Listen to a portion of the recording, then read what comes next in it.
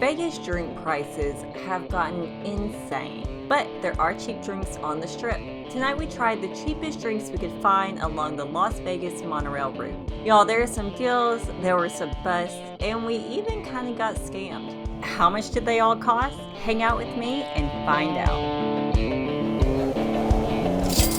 We are here at our first stop in the cheap drinks on the Strip Monorail edition. Specifically, we're at Casbah, and we are having their $7 prosecco. We're starting light and moving up in our tour of drinks. This is the order if I were to go from here to there, what I would start with. So prosecco, because it's nice and light. Cheers. The prosecco wasn't bad, but honestly, I'm not the best judge of champagne. Casbah is really popular at the Sahara, and we've been here before for another video. It is an amazing people watching spot right next to the casino floor and elevated so you can really see what's going on. Had a good time with my first drink, but...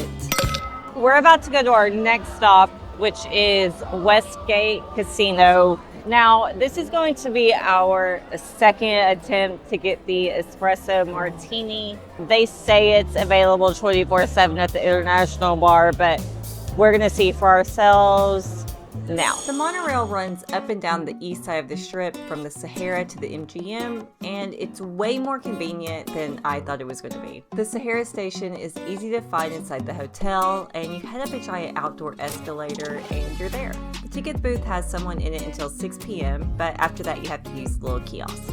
Monorail station was clean, bright, and because it's outdoors, also pretty cold. As you know, we've already had our prosecco here at Sahara. Fast forward, we have now obtained our ticket to the monorail. It's about $1 a ride for locals. We waited like 5 minutes and the southbound train arrived. The Westgate is right next to the Sahara, so it was like a 60-second ride, and we were headed downstairs to try and get our $3 espresso martini. Y'all, this wasn't the first time we tried to get this martini. A week ago we came here for this martini, following the directions of the literal Westgate website that says this drink is available 24/7 at the International Bar. The Westgate is massive, and you have to walk through this whole shopping center basically just to get to the casino. Finally, we got to the International Bar, and as you can see, it was packed. It was NFR week, and not only was the place filled with cowboys, but there was some kind of rodeo concert going on just behind the bar. Go ahead and subscribe and like this video if you love cowboys, or probably for my viewers, cowgirls. I waited and waited, and finally, this bartender asked me what I want, and they asked for the espresso martini. He growls at me, "We're out of that, sweetheart," and basically walks away. No espresso, shit service, not a good experience. Fast forward and we're back, coming down the escalator from the monorail into Westgate for take 2. The monorail dumps you off right by the International Bar, and despite still being crowded for NFR, I found a spot and asked again for the espresso martini, and was quickly told once again, they don't have any. You don't have any? Which one? That one? Okay, thank you. He points us up to a bar called Velvet that's really pretty. The bartender is in the middle of making 2 espresso martinis, so it seems like we're in the right place. We found a spot at the bar, and I finally ordered the drink. Do you want to guess if this was a $3 vodka or not? Theoretically, there are $3 espresso martinis here.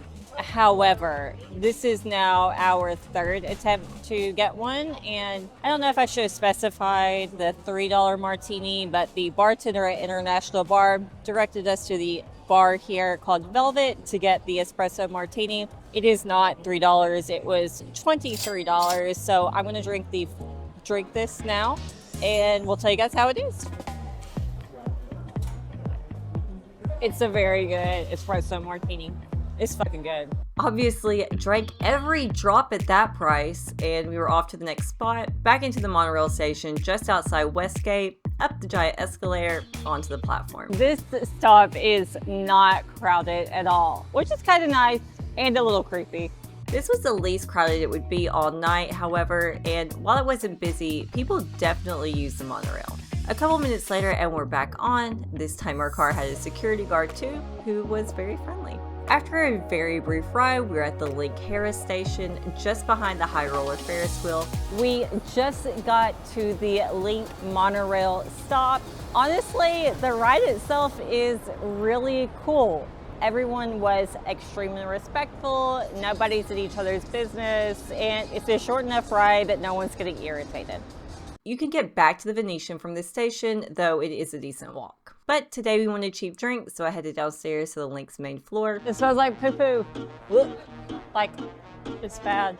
Oh, and Disco Show is closing, by the way. Did you guys ever try it? There's a huge sign for Buddy Valastro's restaurant.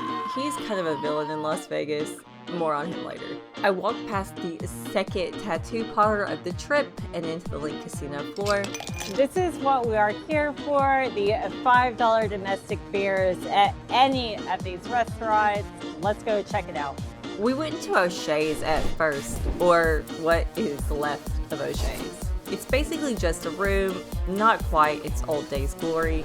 Subscribe if you ever went to the old Shea's. Let me know what it was like when you went to. I'm very curious. No seats in here, so we went next door to the 3535 bar, which has a great view down on the casino tables. Service was fast and friendly. Hey, can I get a Coors Light, please? Yeah, that's your ID. Yeah.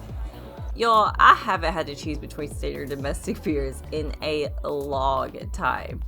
We are at our third location here at Linq, specifically at the 3553 bar. It's kind of in the middle of everything, just right behind the table games, and we got one of their domestic $5 beers, Coors Light.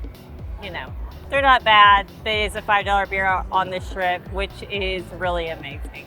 Chase may or may not have helped finish his Coors Light, and it was time to move on. We are headed to our fourth stop of the night, MGM, to check out their drink special. What is it? MGM does something a little bit different than the rest of the properties, and you'll see when we get there. The Purple Zebra here is also on the list of $5 bars at Linq. This has draft though. Fancy. Not fancy though. Buddy Valastro's stupid pizza vending machine. I was extremely hungry though and attempted to talk Chase into buying a slice of vending machine cake. I was told that Ryan DePaulo says it's terrible. I don't care what Ryan DePaulo says. I want to try it. Another up escalator and we're back into the monorail station, hungry and no cake in hand.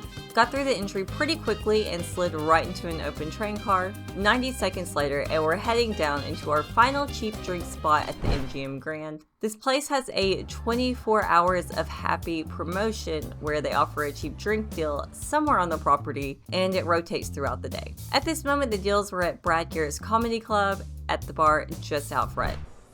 What is it called? Bragger. We are now at the last stop on the north end of the monorail, MGM Grand. And what's really cool about their cheap drink specials is that they rotate basically every hour. Is that right? They rotate every few hours or so. Right now we're at the Brad Garrett Comedy Club and we're doing their happy hour. I got the $7 wine and Chase got the $7 Bud Light. Coors Light. And our bartender Brett was like the nicest person ever. This was a stiff pour of red wine and it was way better than I thought it would be on a happy hour deal. This was a fun open bar that would be a great spot to warm up for watching the stand-up inside. So what did it cost for the 4 cheapest drinks on the monorail line? $54. Let me know. What do you think? Was this a great deal? What do you think of the monorail? I'll try some cheap drinks on the other side of the strip soon. In the meantime, subscribe and check out my video on the cheapest buffet in downtown Las Vegas here. See you next time. Bye y'all.